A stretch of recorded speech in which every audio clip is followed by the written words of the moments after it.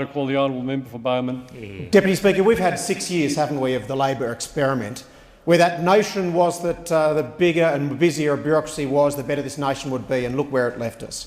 I know today has been somewhat a battle between, two sides of politics talking points, but I think Australians really do get it that where we were heading was simply unsustainable, that no matter how good the party was last night, we don't quite know who was responsible, but this side of politics is going to clean up the situation. It's not easy to do, they're tough decisions, and it's quite easy to see individuals over on the Labor side of politics wandering around like roving complaints desk managers looking for anyone who's got a grievance and trying to talk it up, like the Ronin from medieval Japan, wandering around like lost samurai without a master, hoping someone's got a whinge. They never saw a special interest, they couldn't fund that lot for 6 years, but it's all come home to roost, hasn't it? Now let's be honest, in 2009, a little bit of credit, because back then good people in Treasury said in my EFO that there genuinely was the risk of a 5% drop in our GDP when they relied on trim inputs, which were overly reliant on US inputs. And of course, that proved to be wrong. So the mistake was not made in 2008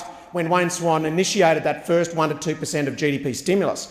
The mistake came in 2009 when that then Labor government was too embarrassed to admit that the new Treasury figures showed that there would be no recession whatsoever in Australia. But did they take the foot off the accelerator? No, and that was the crime. That was the crime, Deputy Speaker, for which we now pay the price as an Australian nation. That was the crime that we now look at a weeping sore of unpaid debt that this nation somehow has to deal with. $667 billion, articulately put by my neighbour here, an enormous amount of money for which this side has never contemplated a solution. But we will do it systematically and methodically. It won't be easy, and yes, it means tightening belts. But what I'm inspired by in my electorate is when I talk to people who say, you know what, I can see the situation we're in, you're talking to me straight, and together we'll get out of this mess. And it starts by deregulating education, to have the finest universities in the world right here. It starts by everyone who can pay a co-payment doing just that in our health system, because I know general practitioners will always bulk bill, even under these new arrangements, people who cannot afford to pay. And I know the sick will always have access to a chronic disease management plan which attracts no co-payment whatsoever. Nor do the pregnancy visits, nor do the follow-up and reviews. You can have your health looked after with a chronic disease under those 97 items that do not attract any co-payment whatsoever. But what are we replacing? We're replacing an opposition that talks about their commitment to industry and to innovation and questions our now $3.03 billion investment into CSIRO, our investment into ANSTO of $777 billion, $508 for Geosciences Australia, significant investments. And yet this mob tried to launch the RV Investigator and actually allocated no money to actually run it or staff it. I mean, this is the ingenious kind of management by press release that Australians are so glad to see the back of. Now, I've spoken a bit about a bit of historical context, but I want to talk about the future. This week, the Bank of England is looking at raising their interest rates.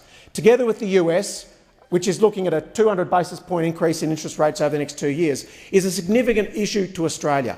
I mean, right now at 2.9% inflation, the Reserve Bank would be quite within its right to raise interest rates, but they don't because of the arbitrage impacts of the US not doing so. When the US does, and I think it's more likely than not, we're then faced with the predicament that who actually funds all of the bonds that attracted the money here to pay off the debt? Okay? The government pays the interest. And what happens to that interest rate? It goes up. And when we start paying off that interest to foreign bondholders who expect that return on investment, you'll see an even greater challenge for paying off the debt than we already face. Of course, it was way beyond the previous Treasurer, it was way beyond the previous government, but we appreciate that this will be a significant challenge and we're the only side of politics that will ever deal with it. It reminds you a bit of the neighbour who comes over to borrow the mower, doesn't it? And the mower never comes back the same as when you gave it to them. And that's exactly how it is when we look after the economy. In good, safe hands, only to have it run down, destroyed, and then handed over by a pack that say, you know what, we've got no ideas left. Well, we appreciate you've got no ideas left. We love the way you grab the lectern and talk about Gus Bill Shorten's talking points for a few minutes here in this MPI, but you had no solutions in 2013 and you do not for the future.